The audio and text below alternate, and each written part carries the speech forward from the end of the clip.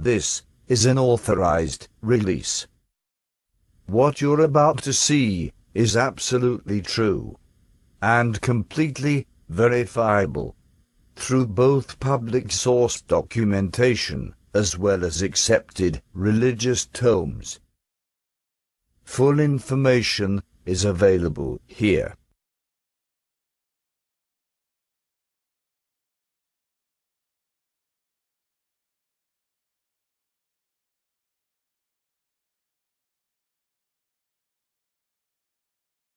What was in the skies over Jerusalem?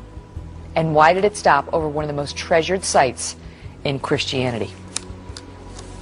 We've seen them in Mississippi like this, but never like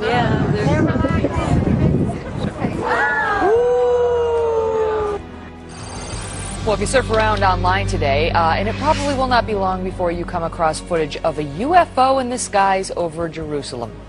Now it is sparking intense debate on the internet.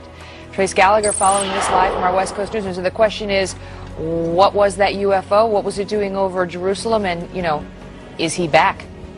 Yeah, and that is the question, by the way, Megan, because, you know, critics, it's difficult for them to dismiss this because there are so many different angles. We've got 4 different videos, all from various perspectives, showing this light above the Dome on the Rock. In Jerusalem, the Temple Mount, of course, we know, which is a holy site for both Jews and Muslims. You see the shining ball of light, right? It's above there. It's kind of, well, they just froze it and I really can't see it now. But there it is right there. It's at the top of the screen. Yeah. It's up there and it hovers, kind of a pulsating orb. And then hold on here because this thing starts going down right toward, you see it there, going down toward the Dome of the Rock and the Temple Mount. And then it stops and it hovers there for a while. It kind of sits there, and then all of a sudden it shoots straight back up into the air. Whoa. Now, experts say this would be kind of an indication this is an unmanned. There it is. You saw it right there. It shot straight back up in the air. Yeah. Kind of hard to see, but it shot up in the air, and the experts think that, you know, it's an unmanned vehicle, they believe. It could be a drone, but they do not know of anything like this in the Israeli army. So they say this is either incredible video or some very well orchestrated hoax. Some have said maybe this is a movie that's putting out this I don't know. What do you put out for your movie? A trailer or some kind of a hoax to try and promote a movie that's yet to be named? We don't know. Could be Jacob's Ladder. Remember Jacob's Ladder? No, I don't watch scary films. They freak me out. Well, no, the biblical thing, where Jacob's Ladder, you know, was the Jews and the Christians believe Jacob's Ladder, who he saw in a dream, leads from the Temple Mount. I thought that was a thriller that went very scary. That's what one of the producers said. Yeah. I saw that movie. No, I'm talking about the biblical. Okay. All right, because listen, I don't like to be scared. I just can't take it. It's, you know, I don't know what it is, but I don't like anything with torture, and I don't like to be scared. So that video, that doesn't make me feel either of those things, so we're okay. TG, thank you. We're going to follow up on it. You bet. What do you guys think? What was that? I mean, it's one thing if it just comes down, but then it goes back up. Kelly at FoxNews.com.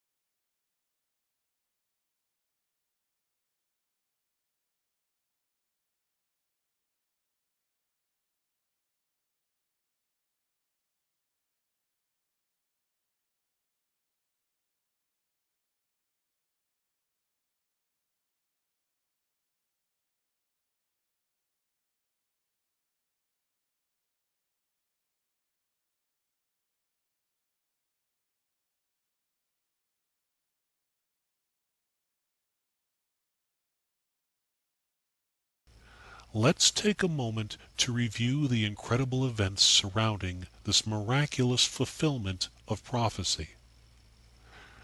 The Templars are known for guarding the greatest of all secrets, the truth of Christ our Lord. These secrets cost many Templars their lives, as they were hunted, persecuted, and murdered by the forces of the Catholic Church, all in order to suppress their holy knowledge. They knew approximately when the Christ would return, and through which family bloodline he would re-enter the world.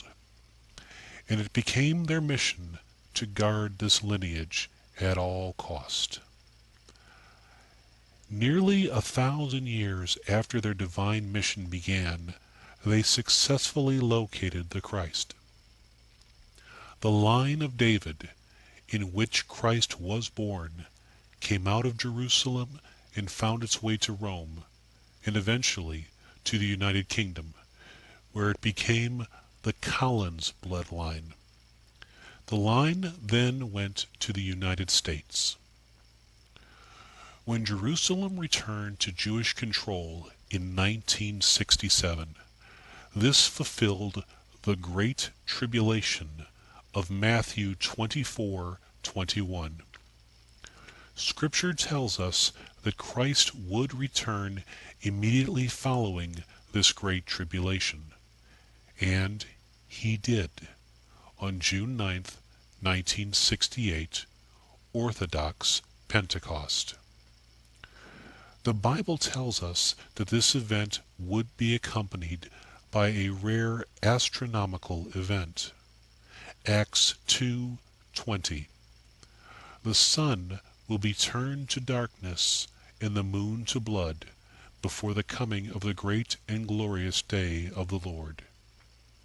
Christ Rael's birth was during what NASA calls a tetrad cycle that contained 4 blood-red moons and a total solar eclipse. It was literally the only time Christ could return and accurately fulfill prophecy. In fact, everything about him fulfilled prophecy, from his name to his astrology to his famous heroic actions. Even the people surrounding him matched the original followers of Christ. There was no doubt that this was the returned Messiah. But just like the first time, it wouldn't be until adulthood that the Holy Spirit would descend again and join with him, and give him the fullness of his Christhood. The Bible tells us that as his spirit was carried into heaven by angels from the base of Mount Olive, so too would he return in the same way. January 28th, 2011.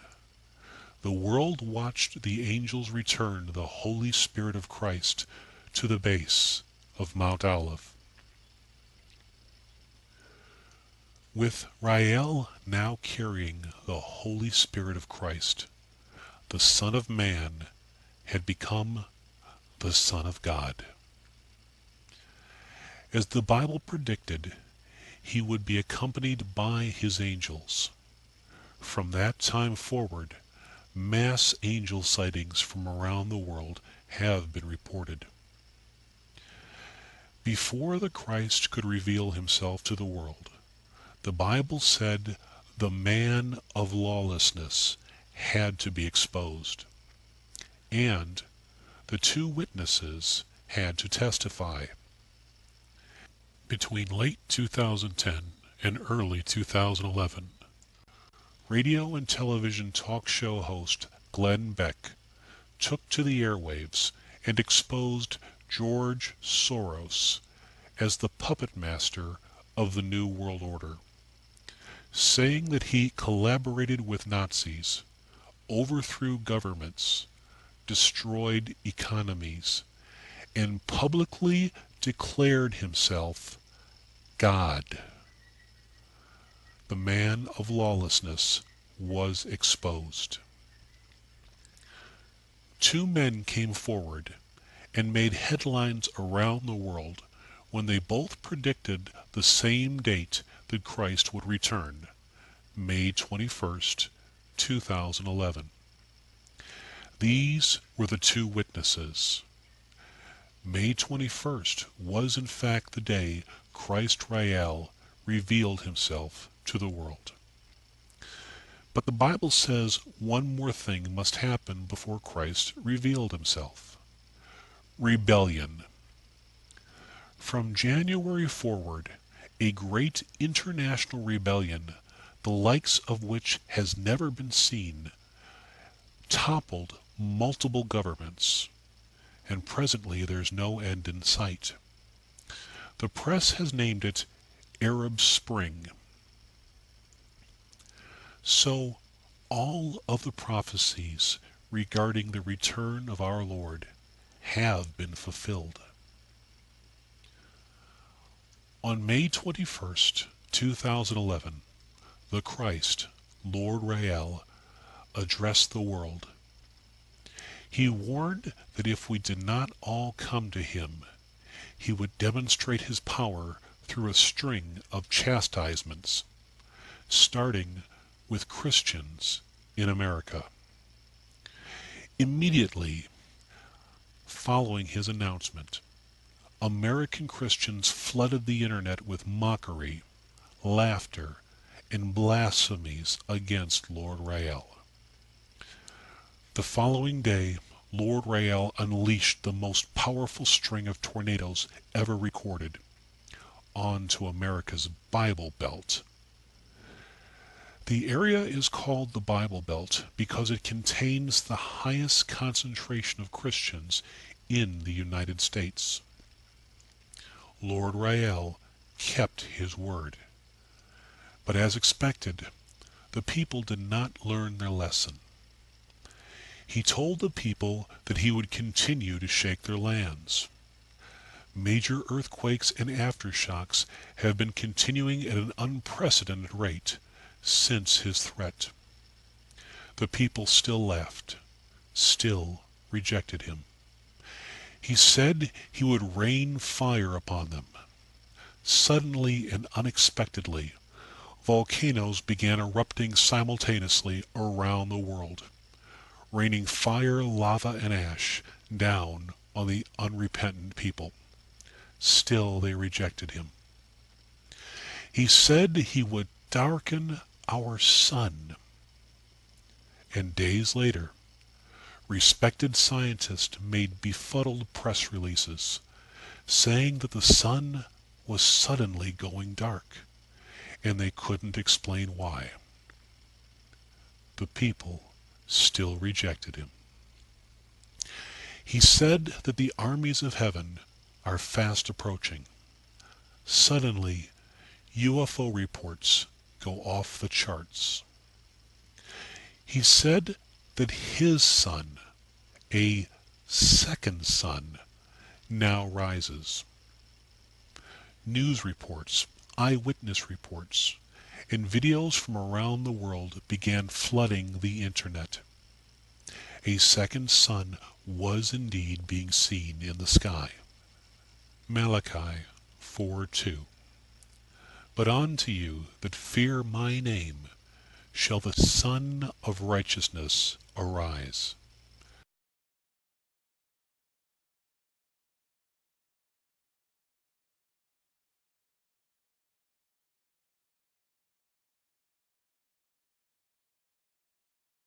As your space agencies already know, the armies of heaven are fast approaching. Yield to me now, and I shall restore peace and prosperity. Refuse, and I will rain fire from the sky. I will continue to shake your land, and I will darken your sun. Darken your sun. Darken your sun. Darken your sun. Darken your sun. Darken your sun.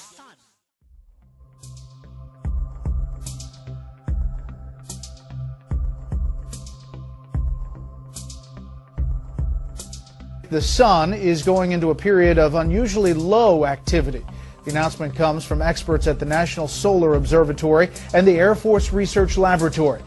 Forget everything you've heard about global warming. The real threat is a mini ice age. Sunspots could disappear for years or even decades. Frank Hill of the NSO calls it highly unusual and unexpected. Scientists are still trying to figure out what that would mean for the Earth's climate. But this is worse. This is actually a more dire problem, though, than the heating situation and the global warming. Front row, because we grow food when it's warm, and it's easier to take clothes off and cool things down when it's warm than it is to heat things up. It takes more energy. That's right. Sunspot hibernation has happened before, mainly during the 17th century, when a so-called Little Ice Age occurred. And I can't understand how people don't look at that and say, well, wait a minute, we got to take a look at this thing. So I think it's ice rather than fire that's the big threat.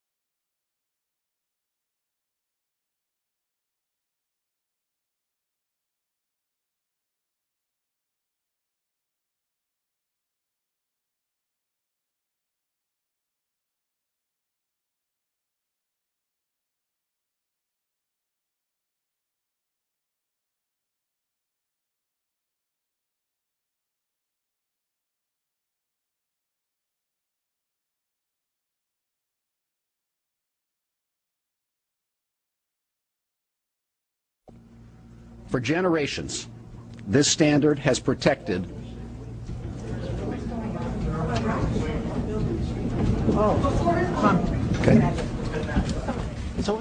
We're following breaking news right now out of Washington, D.C., where a magnitude 5.3 earthquake has been felt in the D.C. area. The Pentagon has been evacuated. We were just talking to Senator Coons of Delaware, who, like so many others right now, slightly shaken by the tremors that they felt. The senator telling me live that the ground literally shook beneath him. Andrea Mitchell, as you also well know, would normally be live during this hour. She's now on the phone as her show was interrupted as a result of this. Andrea, can you tell me what you're hearing and what was even felt at our D.C. bureau there?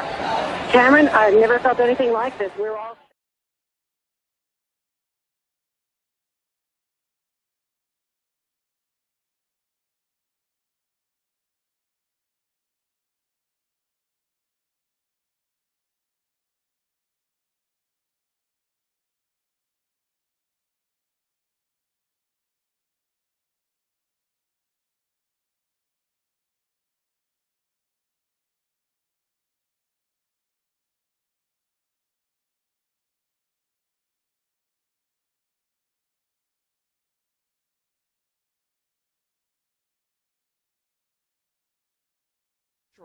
It will take months, even years, for the stone spires to be brought back to its original condition.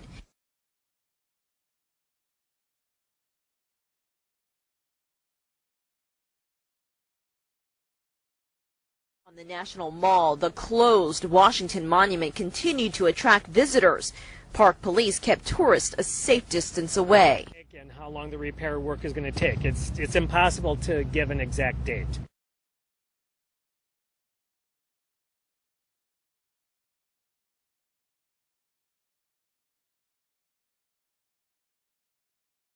You know, ladies and gentlemen, I don't want to get weird on this, so please take it for what it's worth. But it seems to me the Washington Monument is a symbol of America's power. It has been the symbol of our great nation. We look at that monument and we say, this is one nation under God. Now there's a crack in it. There's a crack in it and it's closed up. Is that a sign from the Lord?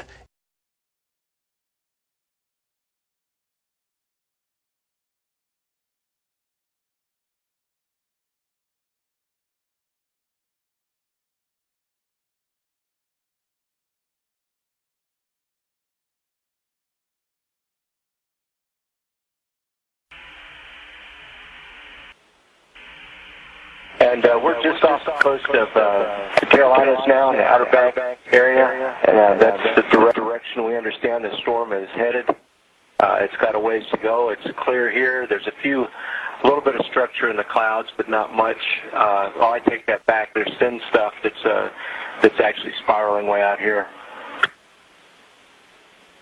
In Houston, we're just talking here, and it struck us. We're used to traveling a long ways in a short amount of time, but this storm is stretching from Cuba to the Carolinas, and that is one scary big storm. Yeah, you bet, Mike. I mean, it was almost 6 minutes that you guys were directly over that thing, so that just gives us a little bit of the scale. It's pretty incredible.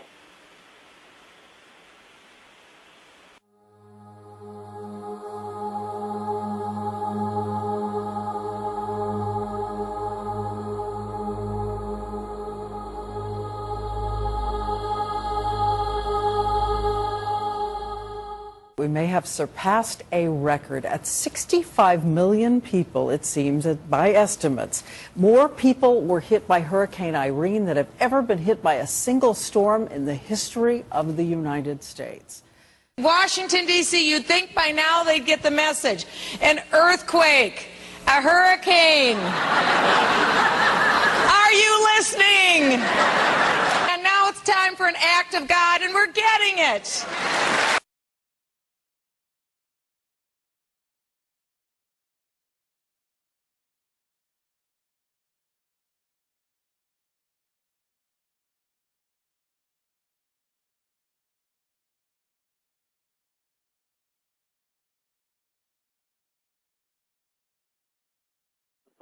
I saw a little tetrahedron. Exactly. On the official NASA stereo B footage of the interaction a few days ago. It looked like a floating pyramid. It was the night that you and I were supposed to be in the studio here in Albuquerque. That night, Stereo B, which is one of these NASA solar spacecraft, took a sequence of video frames across millions of miles from Earth's orbit to about the orbit of Venus. That's the distance that Elenin was from the spacecraft that night, 23 million miles. And it photographed Elenin interacting with the solar wind, this spray of charged particles that's constantly blowing off the sun. And because of this ghostly impingement of this radiation in space around Elenin, suddenly a shape showed up, a geometric figure. Elenin appears to have a tetrahedrally shaped geometric, I can only call it a force field, which is interacting with the solar wind, with hydrogen and free protons and electrons that basically recombine to cause it to light up, kind of like glowing when it hits this screen. That shape, that geometry, is incredibly recursive of the geometry embodied in the trajectory. All those 19.5 numbers are now embodied in the shape of the field around this thing itself, meaning it's not just a Bergy bit, it cannot just be a comet, it has to be an actual ship with generators and computers and control, meaning it could do anything from here on.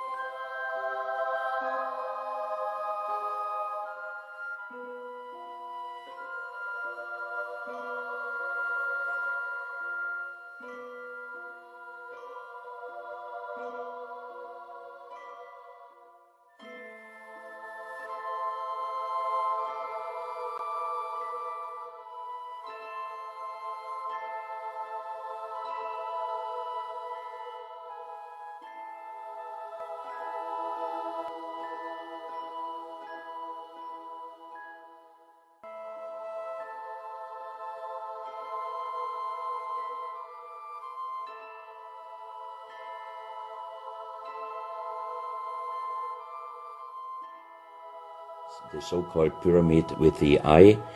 The eye is an inlay. The stone is gray and white, and you have 13 steps, and it looks exactly like the pyramid with a shining eye on the $1. If you put this pyramid under black light, the eye is shining very strongly, and it looks really like an eye, but not real like a human eye. Here you have a close-up of the eye, and you can see the colors of the inlay. On the bottom of this pyramid, you have the inlay in little gold plates showing the Orion star constellation, and you have unknown writing. The translation of Professor Kurt Schildmann, who was the president of the German Linguistic Association, and he was perfect in more than 40 languages. He was able to translate this writing. He called it pre-Sanskrit because it is older than the oldest writing. And the translation of these 4 letters you can see here, his translation is "the Son of the Creator comes."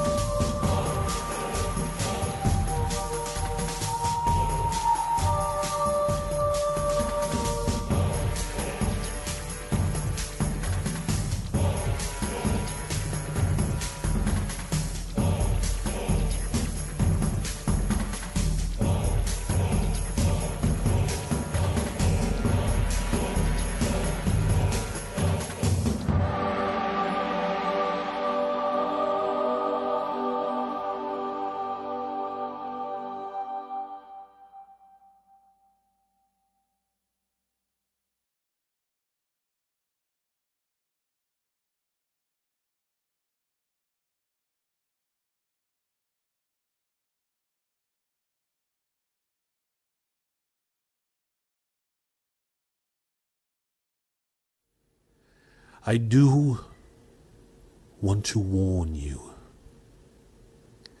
that what you have seen thus far is but a wake-up call. I want you to prepare.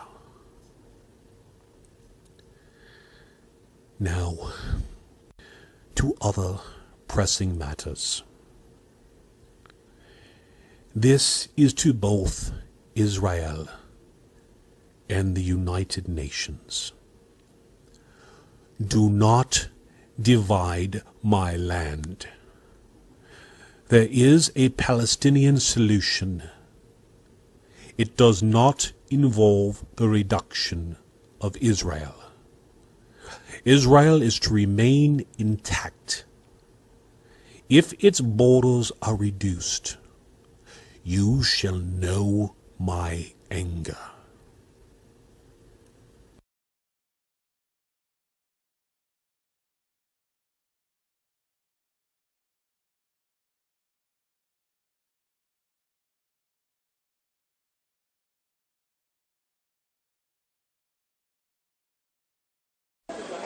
After days of diplomatic wrangling and decades of waiting, a formal application from the Palestinian state for membership of the United Nations. The letter handed over to the Secretary-General by Mahmoud Abbas in his capacity as chairman of the Palestine Liberation Organization. Then a resounding ovation as a Palestinian leader entered the General Assembly chamber. Applause echoed thousands of miles away in Ramallah, where crowds had gathered to watch these momentous events in Palestinian history unfolding. And they heard a speech very different to those a notably reserved Mahmoud Abbas had given in the past. The tone that of an earlier era, before the so-called peace process got underway at Oslo. The Palestinian leader not merely asking for UN membership, but demanding it as a right.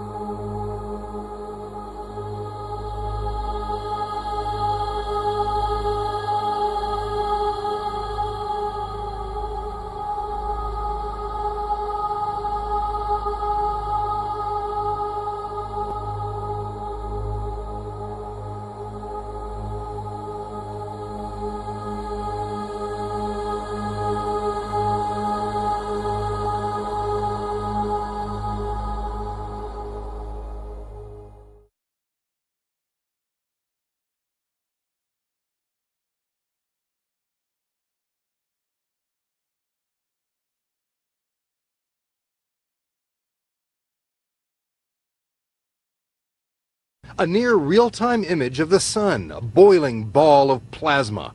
And this, called active region 1302, is blasting away at Earth. The gun barrel is pointing right at the Earth just about now. A massive burst of solar particles from this sunspot glanced off Earth yesterday, creating unusually dramatic auroras like these, seen from the space station a few days ago. Experts say Earth is now in the crosshairs, as the revolving sun points AR 1302 our direction. Experts call it the solar storm that won't go away. We mostly talk about Earth's weather around here, but there is a massive storm happening on the sun right now. Our big illuminator already fired a giant gas ball right toward Earth. Luckily, the burst of radiation basically struck a glancing blow, but the danger is not over. Solar flares like this one could short-circuit satellites, interrupting television and internet transmissions. They could also halt financial transactions, believe it or not. The flare could create giant power surges on Earth that would trigger blackouts over huge areas, and those are just some of the dangers. Let's bring in Michio Kaku. He is a physics professor at the City University of New York, also the author of the book Physics of the Future, and he knows just about everything. So the solar flares, we have seen them. We've got pictures of them, thankfully, from NASA. We can't really predict when they're going to erupt? No, but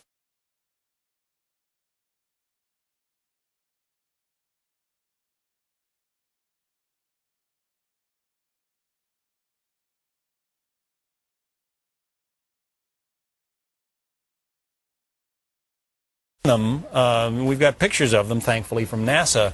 We can't really predict when they're going to erupt? No, but we dodged the bullet. This past weekend, a gigantic solar flare just grazed by the Earth, lighting up the skies over southern England. They saw the northern lights light up because of the aurora borealis. And that sunspot on the sun is still shooting solar flares at the Earth. The sun is taking pot shots at the Earth. The sun does rotate just like the Earth does.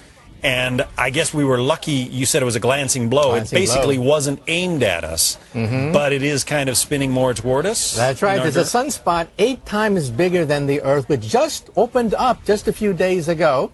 And it's erupting by shooting solar flares like a rifle pointed at more or less the direction of the Earth.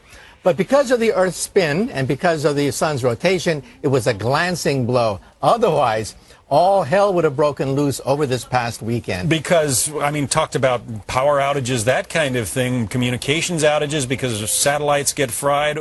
We're talking about some potentially very disruptive problems here. That's right. Our satellites are not reinforced. Many power plants don't have shielding around them, so they would short circuit.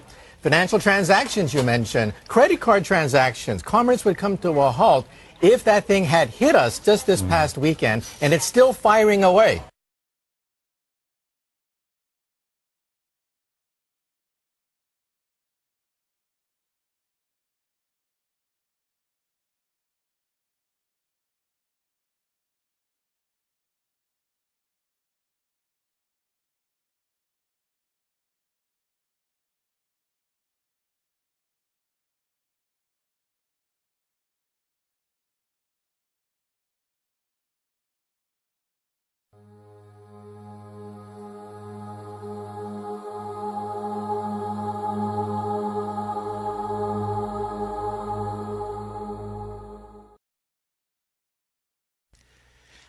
As your space agencies already know, the armies of heaven are fast approaching.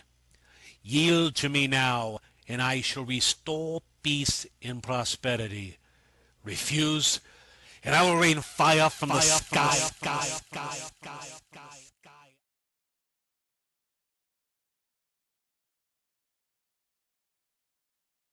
Peter Davenport, of course, is the director of the National UFO Reporting Center. Where do we stand with reports these days, Peter? Are they on the increase, decrease? Where are they? Yeah. I just, not half an hour ago, sent an email to Rob Switek, who's one of the principals involved in the Fund for UFO Research. They're based in Maryland. He asked me the same question. He's preparing a talk, and he wanted a little data from me and from MUFON. I have never seen so many reports as I have seen over the last 4 or 5 months, George. I don't know what's happening. I rarely do, actually. All I do is take these reports, I proofread them, post them to our website, and try to make heads or tails out of what's going on.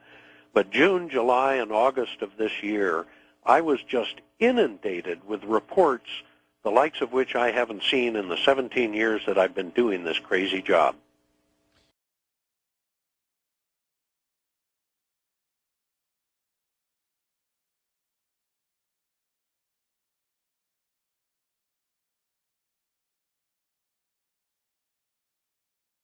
Es que, como tú has señalado, esto ha provocado incendios forestales, ¿verdad? ¿Se está ya controlando? ¿Sabes alguna información sobre este tema? Sí, los incendios forestales se están dando en diferentes zonas de la región Cusco. Y... Hey everyone, I was looking through the meteor log on the internet, and I just happened to notice that between September 1st and September 31st, it gives a 1-month time period here, it says that there were 516 reports of fireballs all over the country. We have, let's see, yesterday there was 6 reports of fireballs. Alaska, California, New York, and also New York. The day before, there were several of them. So I think it might be a good idea for us to check this out. I thought this was pretty interesting. You know, I'm not sure if it means anything. I've been kind of keeping track of the meteors this month, because I just figured that that would be something to look out for as well. And but anyway, I'll share the link on this and let you guys have a look for yourselves. All right, thank you. Bye.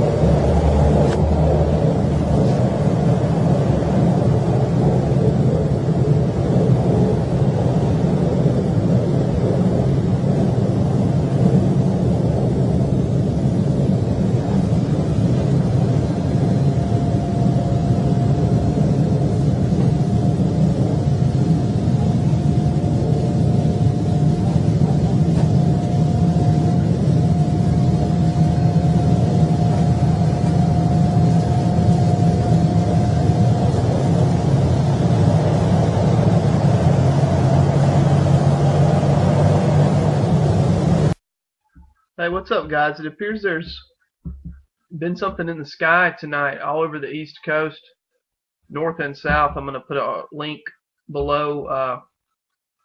Reports of fireball entering the atmosphere, at least here in North and South Carolina and Georgia. And then up in Indiana and Ohio and other states, they're saying it's the northern lights that have stretched down into the south. But it looks like a meteor event here is multiple eyewitness accounts, tons of people. Basically, if you were outside, you saw this.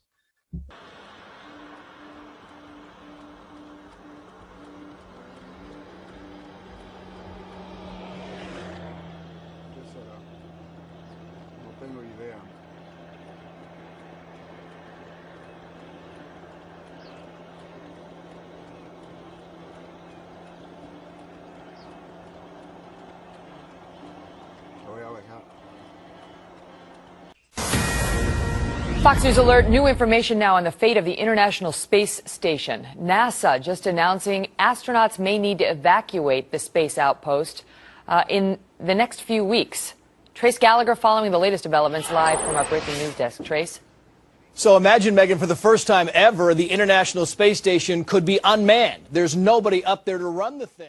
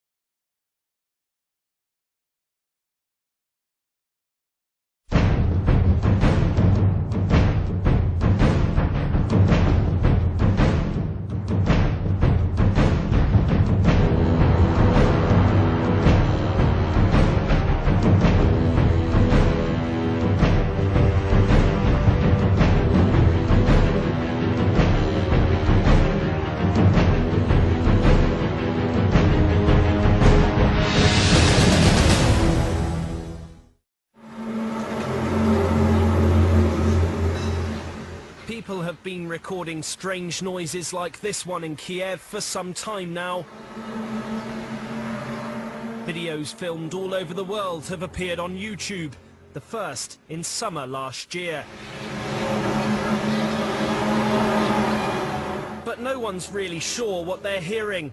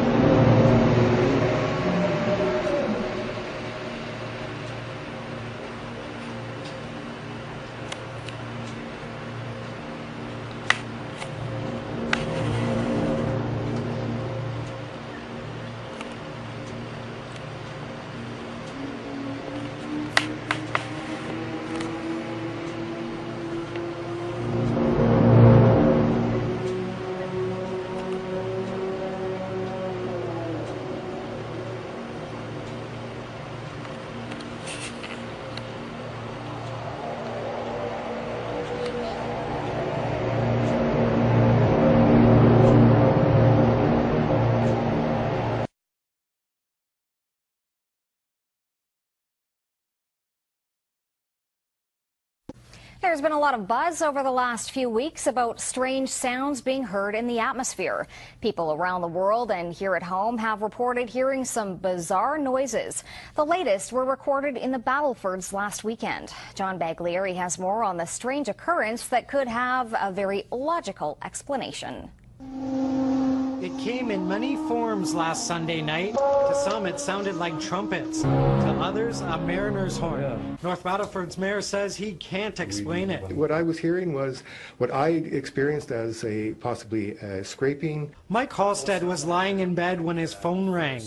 Calls and text messages came in from his friends saying they too had similar experiences. That's when the goosebumps got me, and I kind of thought, yeah, it's awfully strange. Hey, 93.3 The Rock? The next day, the local radio station The Rock got flooded with over 40 calls and Facebook messages, each person wanting to know what that sound was last night. I don't think I've ever had a response that big about something, and it's interesting, right? Human nature, people just want to know what the sounds are. It's now days later, and the city is still abuzz with talk about the sounds. Everybody with their own guess, estimation, or explanation as to where they came from. I've heard Jesus is coming back. I've heard that it's 2012, the world is ending. This phenomenon stretched beyond North Battleford. Similar experiences were reported in Saskatoon, northern Saskatchewan, and parts of the U.S., even in Europe. U of S professor Jean-Pierre Saint-Maurice says there is a natural explanation. Somehow they're picking up noise from an environmental antenna that happens to be there. That is electromagnetic noise.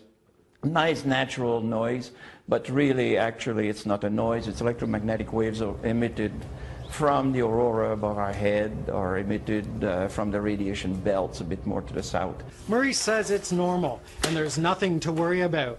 Whether a scientific explanation will satisfy all those people who say they heard something they can't explain is up in the air. John Baglieri, CTV News, North Battleford.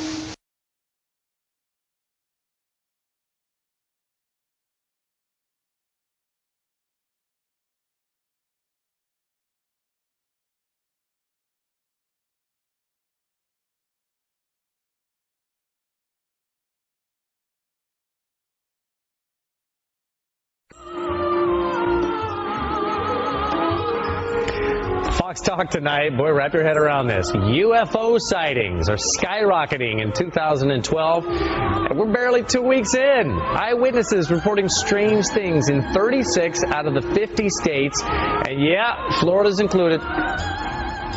We are joined on the phone right now, Peter Davenport from he's the director of the UFO Center there in Washington. Peter, let me tell you something. Everybody's got a cell phone camera these days. I'm imagining if you're having a lot of sightings, you're getting some pretty good pictures. Well, we get some pictures, but the overwhelming majority of them are of low quality, as you say, from those cell phones. What we encourage people to do if they see what they think may be a UFO is try to get a good camera, stabilize the camera no matter what they're using, and try to get a good still photo of it. Peter, why do you think you're getting so many this early in the year? Is it because it's 2012 and you got everybody going, oh, it's the Mayan calendar? I'm not one of those who believes that there's anything special about 2012, Bob, but I just before this program, I reviewed our database. We took 110 reports on New Year's Eve. 13 of them are from Florida, and something is going on. I think it's picked up dramatically, the number of reports we're receiving, but what it means, I have no idea.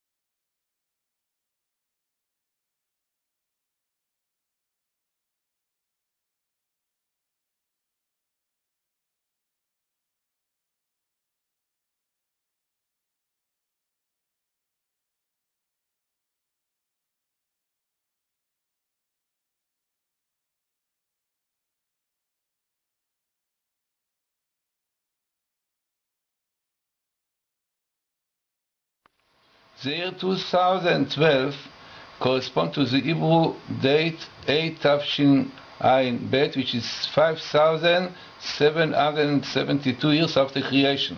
In Bible code, we found this date in the following place. You can see Bet in A 5,000, Taf 400, Shin 372. So we have here the date for. Here we can see clearly, to show you, it is B in 5,400, 300, 772 years, and then the continuation is Mazal, the zodiac of as of the Capricorn. So we have only once in Bible code, in the Torah, this sentence.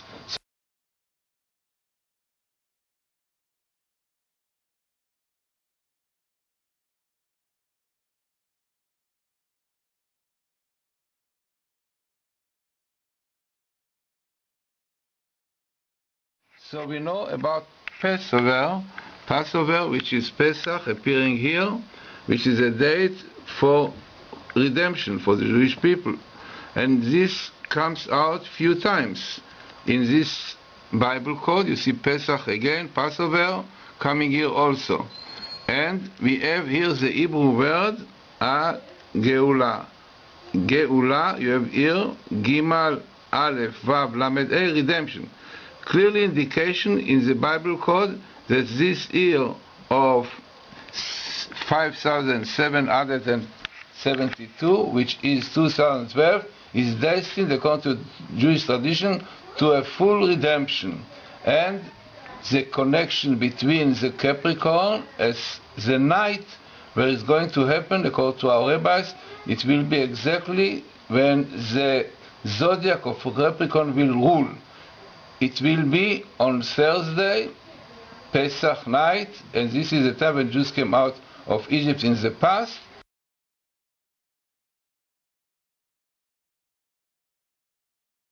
is this night in the middle of it, and the next night is kept for the future redemption, which is 2012, 5772. Now you can see this in the Bible code. Again, I show you here. You can see all these details. You can see here B A Tav Shin Ayin Bet in 5772, and then on Pesach, and also you see Elijah, who is a Redeemer, comes here with Pesach together. Eliyahu in Hebrew, Elijah next to Pesach, indicating to us that this is for Jews very, very important time when is destined for Messiah to come. And here you find Messiah, the Hebrew word Mashiach in Hebrew. Mashiach comes here.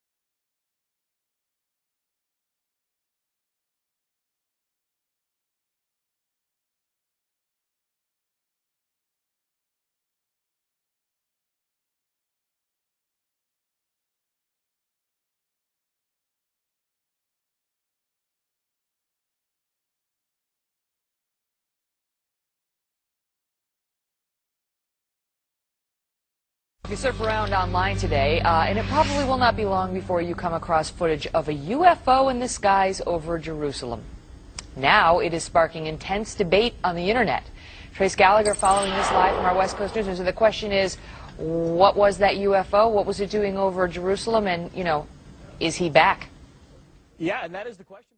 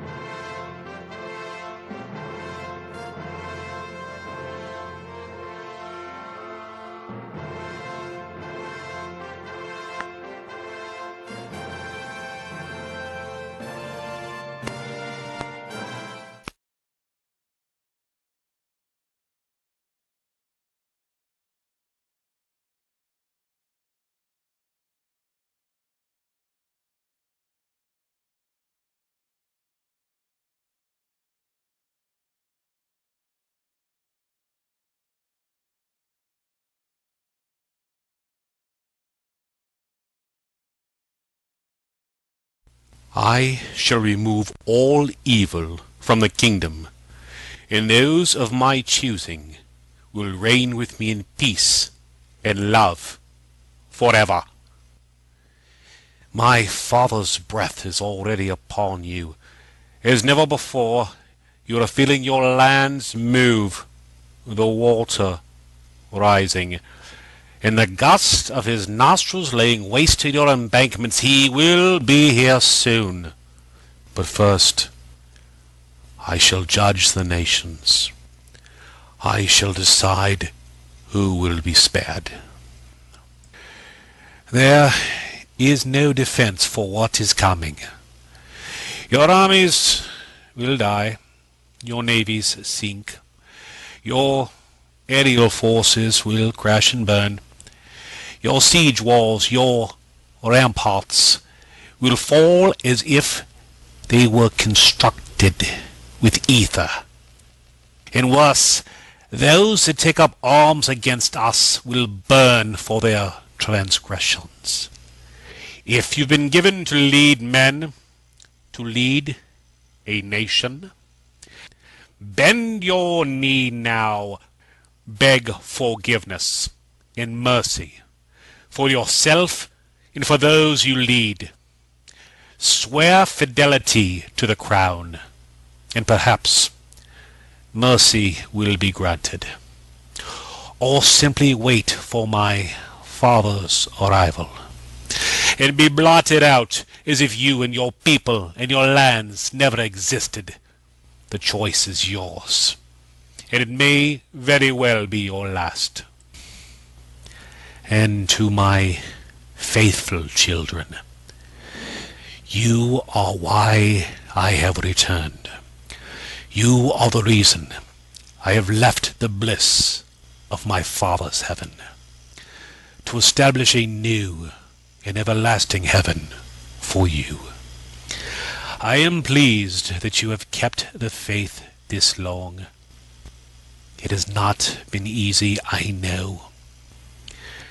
Those of you who profess obedience to me, who call yourself Christian, I challenge your logic. How have you demonstrated my love? By accusing people, burning them, torturing them, judging them. What is most regrettable is the fact that you completely underestimate your adversary. That is why you have been tricked into worshipping those who murdered your Lord. That is also why you have done such despicable things in the name of God. So many of you have sworn to me to abide in me and my teachings, and yet you have not. You have wasted, tarnished my blessings and my sacrifice for you.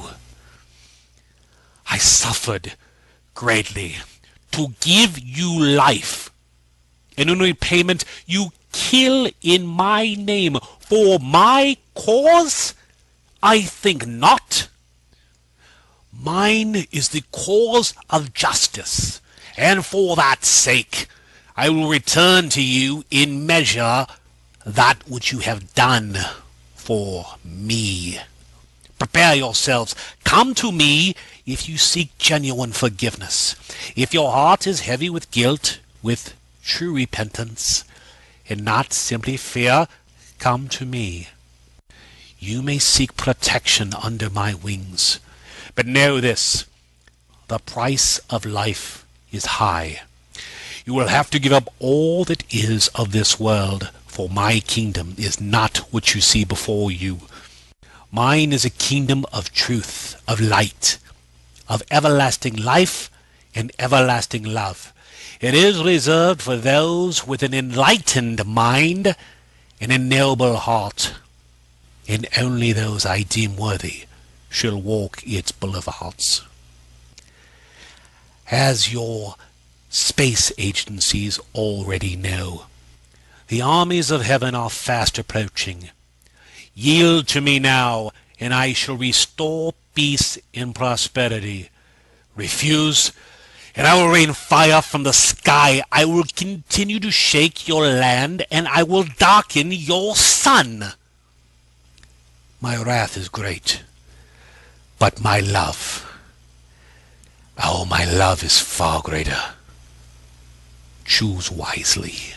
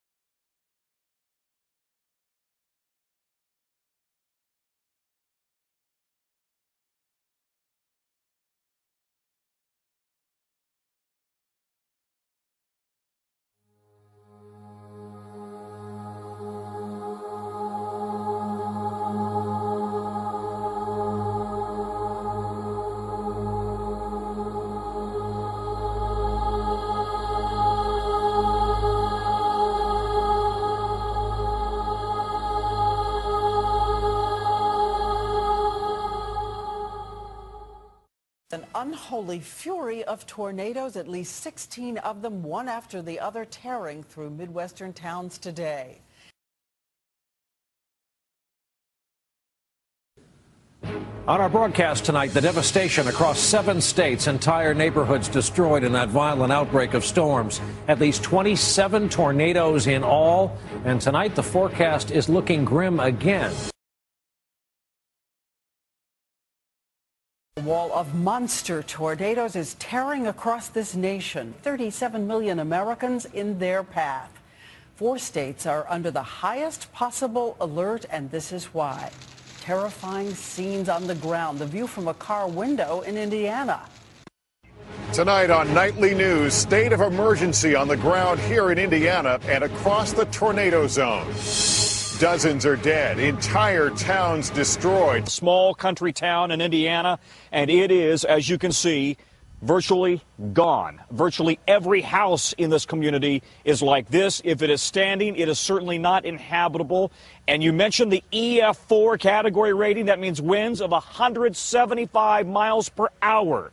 Across this path, it is nothing but destruction. Good evening. Tonight, a U.S. senator from Indiana said they'd appreciate the prayers of everyone watching television tonight. We are in the midst of covering a massive outbreak of severe weather this evening, the likes of which we're not sure we've ever seen before. 155 million Americans have been in the path of severe weather today and remain so tonight. We've had tornadoes in 8 states so far. At one point this evening, as we said, there were 19 separate tornado warnings. They are all over the map in the southeast, including some major cities, including some smaller towns that are frankly no longer standing. At the heart of some of these storms is some of the strongest weather this planet can produce. Weather Channel meteorologist Jim Cantori is on the ground in Henryville, Indiana, the scene of some of the worst damage we have seen all day. Jim, are you with us? Yeah, good evening, Brian. We just kind of rolled in here and pulled off away from all the emergency vehicles. There's just an entourage of those coming in right now here into Henryville, Indiana. Just a massive tornado. I mean, take a look at some of these pictures. We understand that 9 people so far have lost their lives. They expect that death toll to climb as they are just beginning a massive search and rescue effort over 4 counties this evening. But look at the kind of damage. Homes completely destroyed. School buses. Thank goodness no kids were in those buses at the time. They were wrapped into the sides of buildings, and even the school here, the elementary school behind me, sustaining major damage. At one point, a young child saw the funnel cloud, told the bus driver as they were going home. The bus driver turned around, came back to this school. They took shelter in it, even though the tornado had wrecked it quite a bit. They were all fine and are all accounted for this evening. So what a wild ride for those kids. Certainly something they'll never forget, but a very good and positive ending. That's not going to be the case, though, for so many here. We've got dozens of injuries. We've got emergency vehicles just lining the streets out and through here, as this is really just a breaking story. We watched this tornado develop, push across all of southern Indiana, in through northern Kentucky, almost into West Virginia, and then eerily, right behind that, another tornado developed and almost followed the same track. So if the first one didn't hit you, the second one was coming right in. But what's amazing about this outbreak is it's covered so many states in the month of March, and it probably will go down as one of the strongest outbreaks ever. We could easily have, by the time it's all said and done, a month's worth of tornadoes, which is 87 on average, in just one day. An amazing storm. By 3:40 p.m., reports of extreme devastation in parts of Indiana. After being pummeled by hail, tornadoes battered large areas of the state. Several towns, as one official put it, are completely gone. Indiana's governor described the damage as incomprehensible. All the things that mere mortals can do aren't enough sometimes. Oh my God. Across America's midsection, more than 100 tornadoes on Friday, from the Gulf states to the Great Lakes, as a third of the country spent the day trying to recover from a day of devastation and heartbreak. My friend, you've been with KFES for a long time. Describe this storm as all the storms you've reported on over these years. This is really something. Well, like I said, Lauren, I mean, this looks exactly like the scene from Galesburg, Kansas, from Joplin, Missouri, from Alabama, where you've got just nothing left but foundations of buildings and then just piles and piles of debris. It is reminiscent of Joplin. I hate to say it.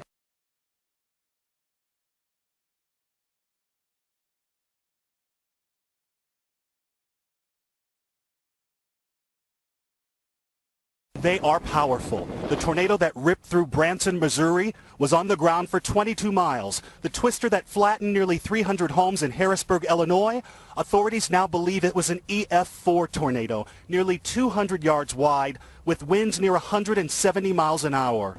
The path of destruction is historic in its width, with storms reported as far south as Georgia and as far north as Illinois. The frantic search for survivors with states of emergency in effect in a large swath of America this morning after a swarm of tornadoes, nearly 100 of them. Once thriving neighborhoods, now debris fields. Lives literally uprooted in seconds. Big semi-trucks on top of what was the gas station. This tornado went 52 miles from Holland, Indiana, all the way into Ohio. New video of that massive twister as it careened toward this small town. We now know it was a powerful EF4, packing winds of 175 miles per hour. Yellow school buses tossed everywhere. Yellow school buses tossed everywhere. Yellow school buses tossed everywhere.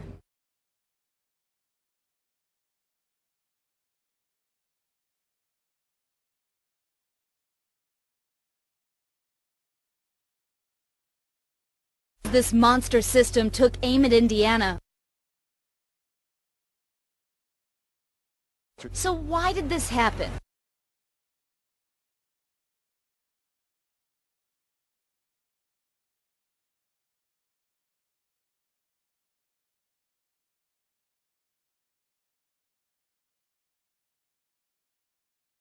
It is not rare to see tornadoes this time of year, but to see an outbreak of this magnitude certainly is, and it is not over.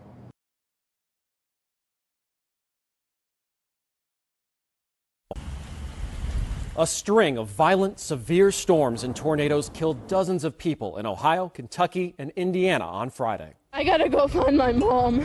You're looking for your mom? My mom, my sister, my brother, my nephew, my dad. The early season tornado outbreak followed a line Friday from the Gulf Coast to the Ohio Valley. What we know is we've got complete destruction. We've got complete destruction. We've got complete destruction.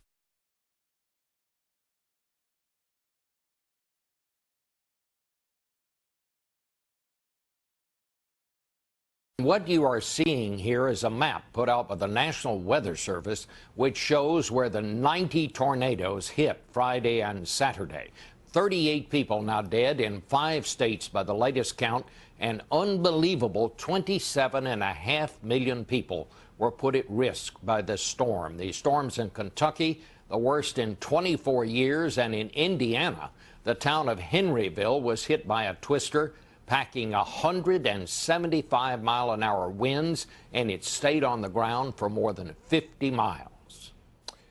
Indiana Governor Mitch Daniels was in Henryville and in other parts of his hard-hit state yesterday. He is with us this morning from Indianapolis. Governor, thank you for finding time to talk to us this morning. The count of those who have lost homes and businesses is smaller than it might have been, just based on where these incredibly powerful storms hit, but it doesn't ease the heartache. If there was any mercy in this incredibly brutal set of storms, it is that it didn't hit more populous areas. But again, in the frame of reference of towns, the kind of towns that got damaged in our state means everything. And so, once again, you can't really measure the sense of loss. I noticed some of these towns, like Henryville, just wiped out. I mean, they weren't just hit hard; they were wiped out. Have you ever seen anything quite like this? I've had way more practice than I wish I had in severe weather and severe storms over these last 7+ years. But just from an educated amateur standpoint, I've never seen one quite this destructive. The continuity of the storm as you followed its path, this one didn't, as far as I could tell, pick up and come down very often. It just moved like a lawnmower through some of the most beautiful countryside and some of the most beautiful towns that we have. So I'll leave to the experts what number to put on it. I'll just tell you that I haven't seen worse. Are you prepared? What are you going to do to be ready for the next round? Because there may well be one.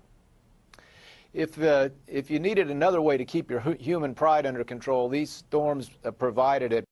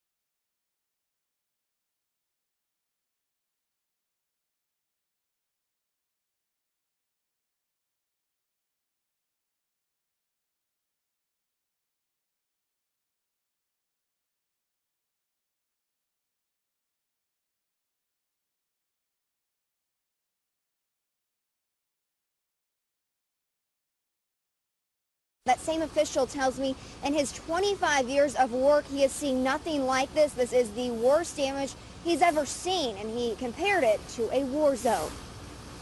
And we are just now learning just how bad western Kentucky was hit. The death toll there has risen to 20, and a state of emergency is in effect. The National Guard's been called in as well, as Kentucky's governor says the hardest hit areas look like a bomb went off. Survivors all describing it the same way. War zone. War zone. Yeah. It looked like we were bombed. Yeah, it looks like a war zone. Looks like somebody's come through and just flattened.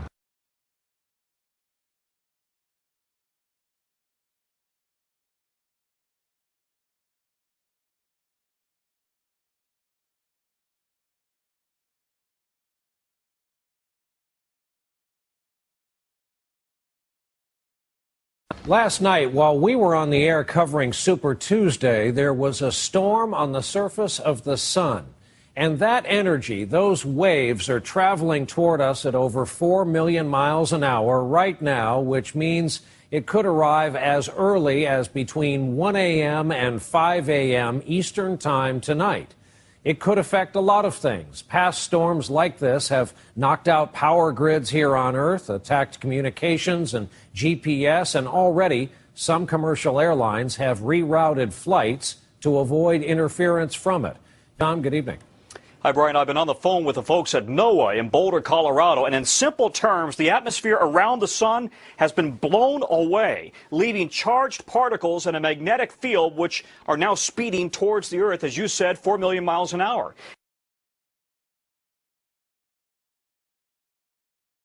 Planet Earth is wrapped in a kind of cosmic electric blanket surrounded by solar flares 10 times more powerful than anything we've seen in years.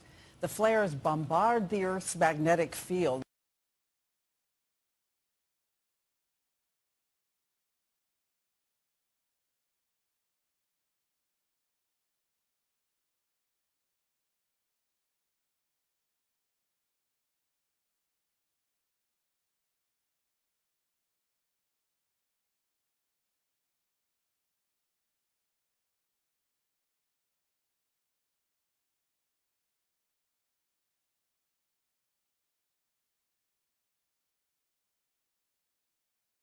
In fact, some airplanes had to make detours in order to steer clear.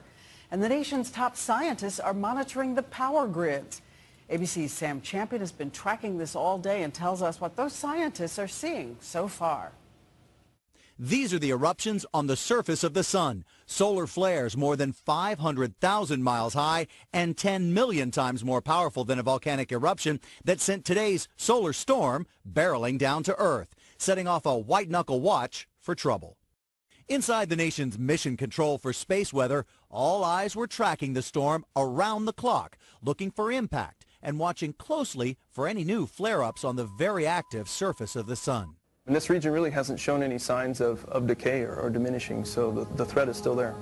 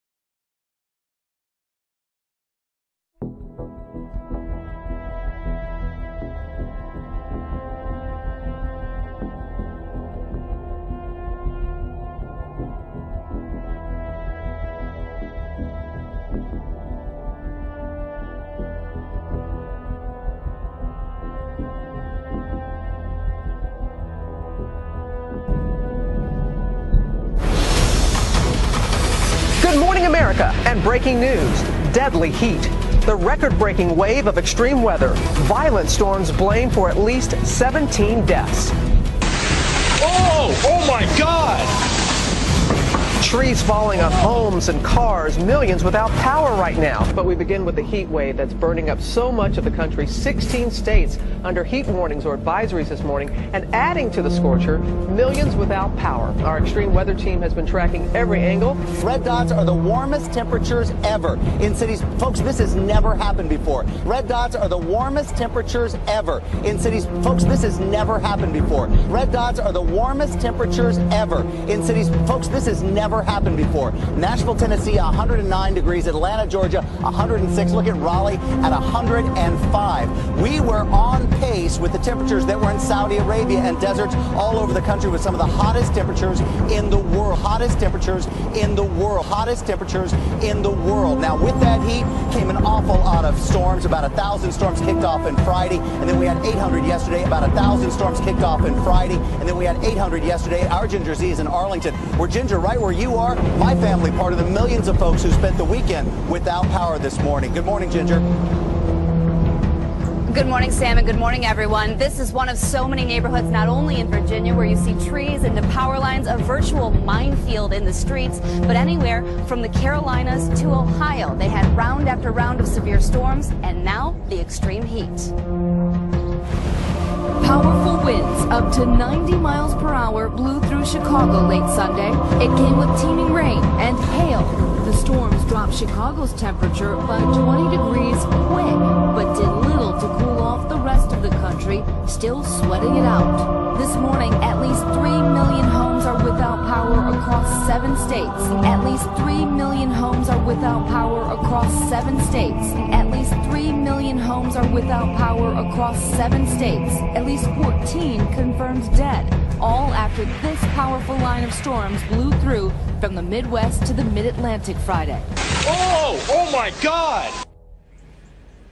These storms so widespread that some folks are not going to get power back until Friday. That would put them at day 7 with no electricity. And you saw Sam's forecast, Josh. This is not good. Yeah, it's hard to believe.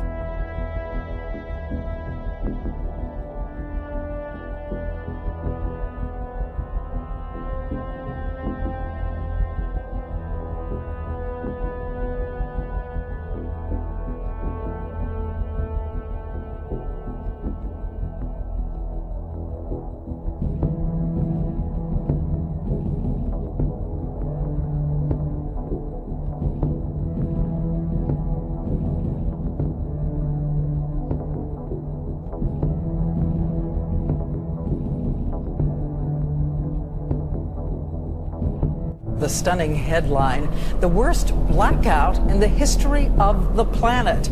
More than 600 million people across India. Think of it this way. It's as if the entire population of North and Central America combined was thrown into the dark.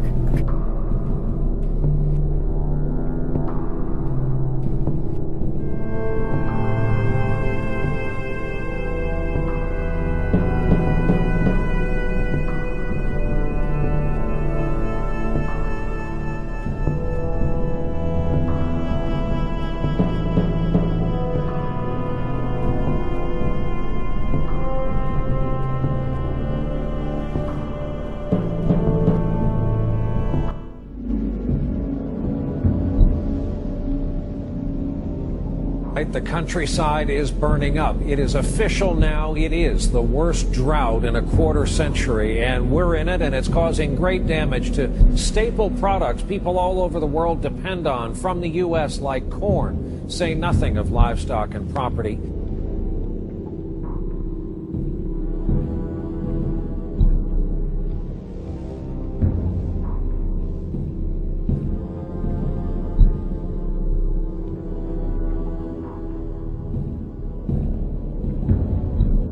The nation's heartland has been hit hard by the worst drought on record.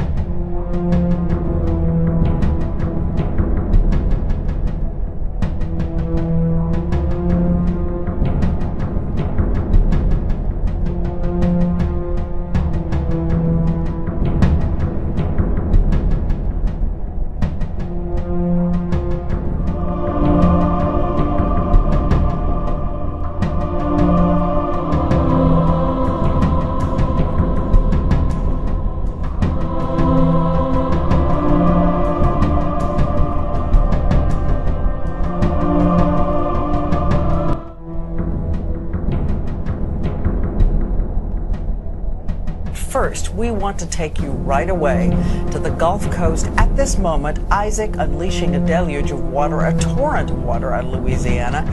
And this is the 7th anniversary of Hurricane Katrina. This is the 7th anniversary of Hurricane Katrina. This is the 7th anniversary of Hurricane Katrina. Once again, we are seeing in some neighborhoods families being rescued from their homes, from their roofs. And take a look at the pictures still coming in. Houses underwater, boats and helicopters trying to help families fleeing for safety. On the 7th anniversary of Katrina, it was another day of rooftop rescues. We had to break through the ceiling and come through the attic. And they took us out of the attic into the boat. It's very bad down there, very bad. I lived in Breakaway for 53 years, and this is my first time seeing something like this.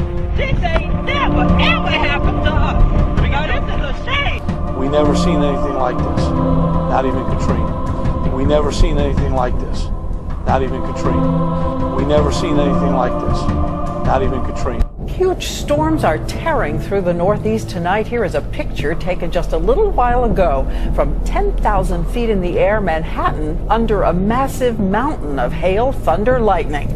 And lightning strikes, thousands of them at radar sites per hour. Now remember, these are high temperatures today. There were 101 at LaGuardia, 104 in Newark, Baltimore 107 degrees, and we're breaking this heat with this long line of powerful storms. There will be pictures in the news to show trees down, power out, all of those things that come with these storms. Not used to seeing it over the skyline of Manhattan. Thank you, Sam. Nearly 40 million Americans are scanning the skies, wondering what the night will bring. High winds, tornadoes, and wicked weather across a massive swath of the country right now. A line of storms stretching more than 1,600 miles. A line of storms stretching more than 1,600 miles. A line of storms stretching more than 1,600 miles. Just look at this map. Outbreaks from Tulsa to the tip of Massachusetts, and reports pouring in. Twisters touching down, tens of thousands of lightning strikes. The sky lit with destructive potential. ABC's meteorologist Ginger Z is tracking it all for us. And Ginger, what are you seeing? Well, tonight, the biggest threat is what I have to take you straight to. We're going to start with a map that shows you the watches and tornado watches and severe thunderstorm watches that everyone is seeing. So if you are in this area, you've got a chance of seeing at least 60 to 80 mile per hour winds, large hail, and we're already getting reports in of tornadoes. Bottom line, we're in the thick of it as this summer of extremes continue. Across the nation, the heat is twisting rail lines and buckling roads. And with all these dangers, it's still too dry. A phrase echoed from coast to coast. Almost every state now has some level of drought. 12 states are bracing for yet another night of powerful storms, lightning, hail, and high winds. And this after last night's destruction. These snapshots you see tell the tale. An almost impossibly large storm cloud consumes the horizon. America virtually under siege by Mother Nature. America virtually under siege by Mother Nature. America virtually under siege by Mother Nature.